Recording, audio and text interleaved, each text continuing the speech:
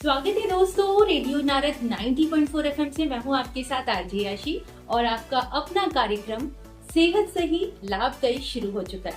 जी हाँ, एक ऐसा शो जिसमें आपको आपकी स्वास्थ्य से जुड़ी ढेर सारी जानकारी मिलती है। आज हम आपको एक ऐसी ही स्वास्थ्य से जुड़ी बहुत ही गंभीर बीमारी के बारे में विस्तार से बताने जा रहे हैं, जिसमें लगातार खांसी आना, कमजोरी रहना, साथ के साथ वजन कम होना, ये आम सी बात है। क्या ये कोई सीरियस बीमारी तो नहीं? क्या ये कहीं टीबी तो नहीं?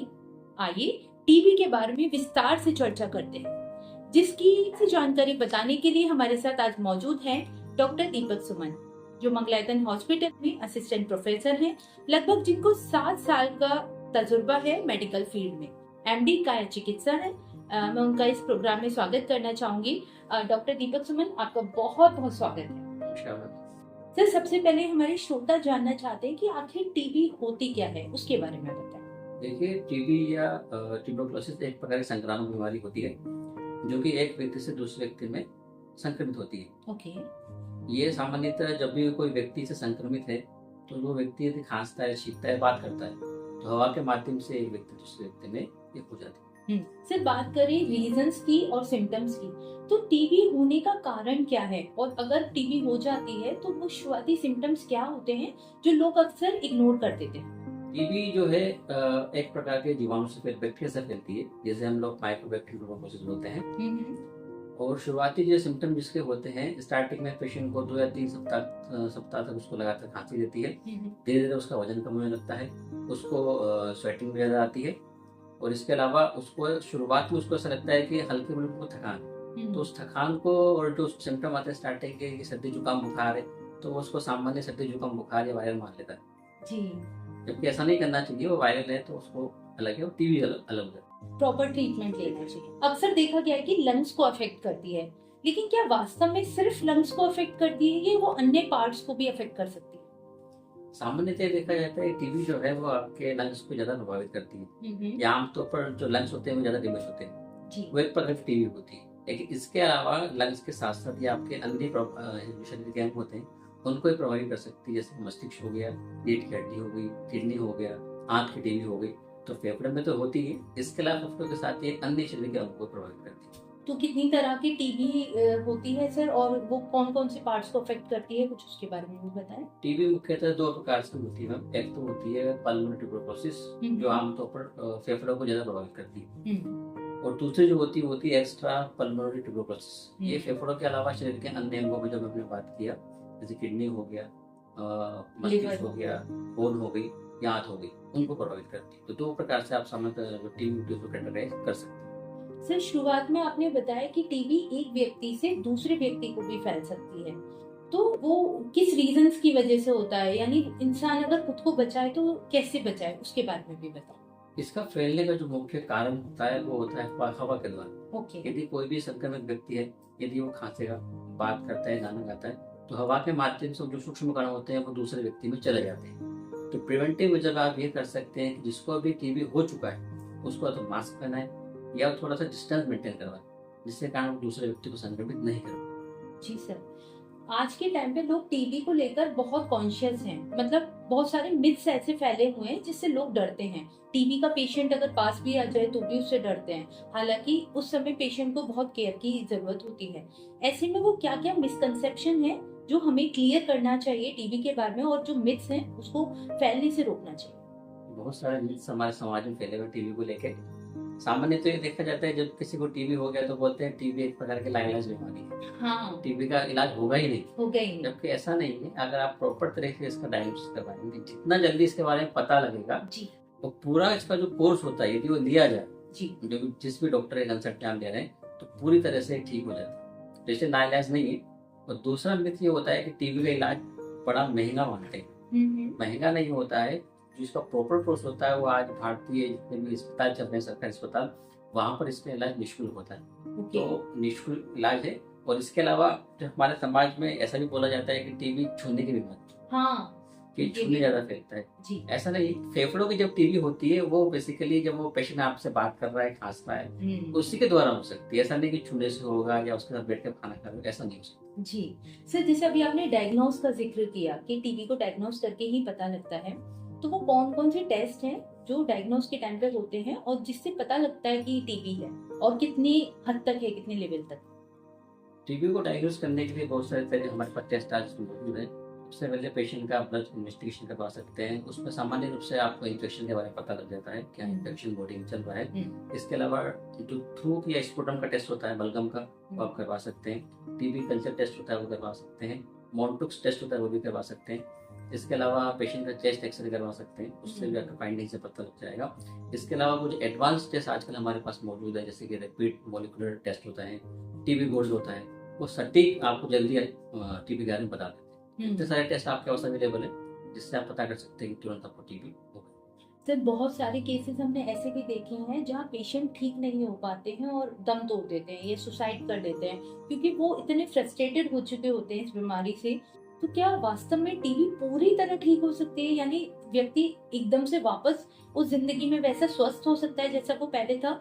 और अगर हाँ, तो लगभग पूरे प्रोसीजर में कितना समय लग जाता है? देखिए, जब किसी को टीबी हो रहा है, सबसे पहले ध्यान देना है कि उसका आसपास का एनवायरनमेंट कैसा है।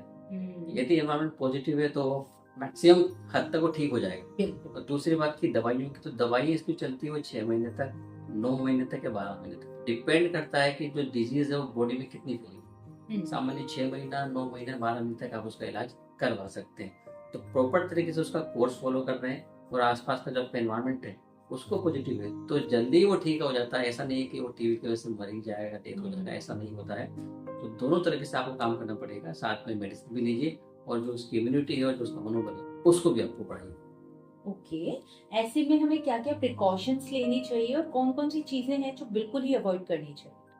प्रिकॉशन के लिए तो ये आप कर सकते हैं, जो पेशेंट है और उसके आसपास के वातावरण को भी सही रखने के लिए उसको बोले कि आप मास्क पहनिए, रुमाल वगैरह जो यूज करता है उसको करवाइए। ठीक है। और इसके अलावा डाइट का उसका ध्यान आपको रखना पड़ेगा, क्योंकि इम्यूनिटी बहुत इंपॉर्टेंट प्ले रोल करती है टीबी में। तो डाइट के लिए उसको बोलिए कि प्रोटीन युक्त डाइट लें। दालें ले सकते हैं आप, अंडे का यूज कर सकते हो, मिल्क ले सकते हो, कर्ड ले सकते हो। इसके अलावा जितने भी हरी सब्जियां होती है मार्केट में उनका यूज है। इम्यूनिटी अच्छी रहेगी तो जितना जल्दी वो कवर कर पाएगा उतना अच्छा होता है। सर जैसे मैंने एक बात कही कि पेशेंट अक्सर बीच में छोड़ देते हैं, तो अगर ऐसा होता है कि दवा लेना छोड़ दें तो ऐसे में क्या नुकसान हमें देखने को मिल सकते हैं? बहुत सारे टीबी के पेशेंट में हमने ऐसा देखा भी कि पेशेंट बीच में दवाई लेना छोड़ देता है। वो छोड़ क्यों देता है? वो इसलिए छोड़ देता है क्योंकि 2-3 महीने तक लेता है, उसके बाद उसको कुछ आराम मिल जाता है, तो आराम मिलने के कारण वो उसको छोड़ देता है। ठीक है। ऐसा कभी नहीं करना चाहिए। ऐसा करने से कुछ बैक्टीरिया आपके शरीर के अंदर बाकी रह जाते हैं। उसके अलावा क्या होता है, जैसे वापस से आपने छोड़ दिया, आप स्टार्टिंग से उस मेडिसिन को ले रहे हैं, तो वो जो मेडिसिन है वो हमारे बॉडी में रेजिस्टेंस हो जाती है, जिसे हम ड्रग रेजिस्टेंट ट्यूबरकुलोसिस बोलते हैं। अब ये रेजिस्टेंस इतना बढ़ गया है कि आप दोबारा से इलाज लेते हो तो और कॉम्प्लिकेशन हो जाएगा और पेशेंट को ठीक होने में बहुत टाइम लगेगा। तो पेशेंट को ऐसा नहीं करना चाहिए कि बीच में दवाई छोड़नी चाहिए। जितना भी कोर्स बताया है उसको पूरा लेना चाहिए। ओके सर, आज के टाइम पे हम मेडिकली देख रहे हैं कि जो हमारे टेस्ट हैं और जो पूरा प्रोसीजर होता है, जो हमारा ट्रीटमेंट होता है, वो बहुत कॉस्टली होता है। क्या गवर्नमेंट में टीबी जैसी बीमारी का इलाज है? और अगर हाँ, तो गवर्नमेंट के द्वारा कौन कौन सी सुविधा और स्कीम्स ऐसी चल रही हैं जिसमें हम सस्ता और अच्छा इलाज करवा सकते हैं? भारतीय सरकार ने टीबी के पेशेंटों के लिए मुफ्त सेवाएं और सहायता दोनों प्रदान किए, जो कि हमारे नेशनल ट्यूबरकुलोसिस एलिमिनेशन प्रोग्राम के अंदर भी आता है। इस प्रोग्राम के अंदर आप देखें कि मुफ्त जांचें हैं, जिसके अंदर पेशेंट को चेस्ट एक्सरे फ्री करवाया जाता है। स्पुटम की जांच है वो फ्री करवा सकते हैं। इसके अलावा कुछ एडवांस टेस्ट हैं, जैसे कि रैपिड मॉलिक्यूलर टेस्ट, कोई फ्री हो जाता है। इसके अलावा बात करें दवाइयों की, तो दवाइयाँ तो पूरा कोर्स आपको किसी भी सरकारी अस्पताल पर या फिर जो टीबी परामर्श केंद्र होते हैं वहाँ भी आपको निःशुल्क मिल सकता है।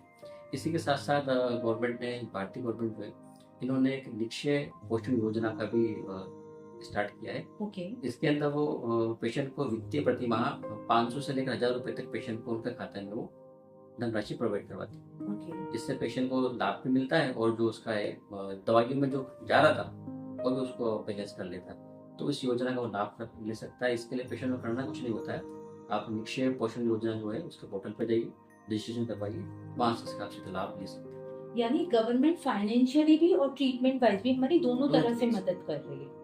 ओके सर, इसी के साथ मैं ये जानना चाहूंगी, जो टीबी के पेशेंट्स हैं और जो नॉर्मल लोग हैं, उन दोनों को ऐसी क्या सावधानियां बरतनी चाहिए कि टीबी हो ही ना? जैसे पेशेंट रिकवर हो गया है फिर भी अभी सिम्टम्स रहते हैं, तो हम ऐसा क्या करें, किन किन बातों का ख्याल रखें कि ऐसी दोबारा डिजीज हो ही ना? डिजीज दोबारा ना हो, सबसे पहले इसका आपको ध्यान रखना पड़ेगा आपकी इम्यूनिटी, कि आपकी जो रोग प्रतिरोधक क्षमता है वो कैसी, उसको बूस्ट करें। उसके लिए जैसे अभी मैं बात किया कि जो भी आपकी डाइट है उसको प्रॉपर रखें, दूध वगैरह का ज़्यादा इंटेक लीजिए, नारियल पानी का इंटेक ले सकते हैं आप। इसके अलावा आपके जो प्रिवेंटिव मेजर है कि आप अपने आप को सुरक्षित कैसे रख सकते हैं, उसके लिए आप प्रॉपर मास्क का यूज़ करें। और जब मास्क ना मिले तो रुमाल वगैरह को आपको ढक के जो उसको लेकर ही आपको साथ में रखना चाहिए। ठीक है। या फिर आप कहीं भीड़ भाड़ वाले इलाके में जा रहे हैं तो वहाँ भी आपको ध्यान रखना है कि ज़्यादा गैदरिंग में ना जाए, वहाँ भी जाए तो मास्क पूरा पहन कर जाए, इससे वो संक्रमण होने के चांसेस बिल्कुल कम हो जाए। ओके सर, वहीं अगर बात करें रेडियो नारद के श्रोताओं के लिए और जो भी समय आपको सुन रहे हैं, तो चलते चलते आप हमारे श्रोताओं को अपनी ओर से क्या संदेश देना चाहेंगे वो भी बताएं। सभी श्रोताओं को इस चैनल के माध्यम से मैं संदेश देना चाहता हूँ कि टीबी से घबराएं नहीं।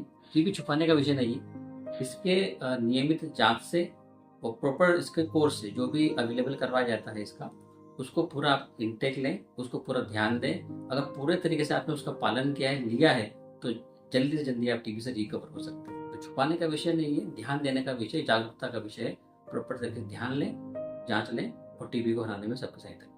बिल्कुल सर, बहुत बहुत धन्यवाद स्मार्ट एनजीओ से और रेडियो नारद से जुड़ने के लिए, साथ ही हमारे श्रोताओं को इतनी सारी जानकारी टीबी के बारे में बताने के लिए आपका बहुत बहुत धन्यवाद।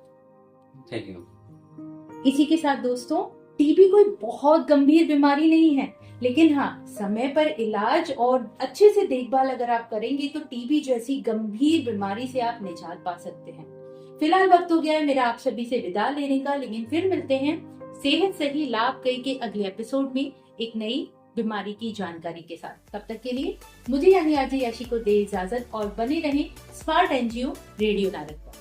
रेडियो नारद 90.4 FM, जन जन की मंगलवाणी। Stay tuned.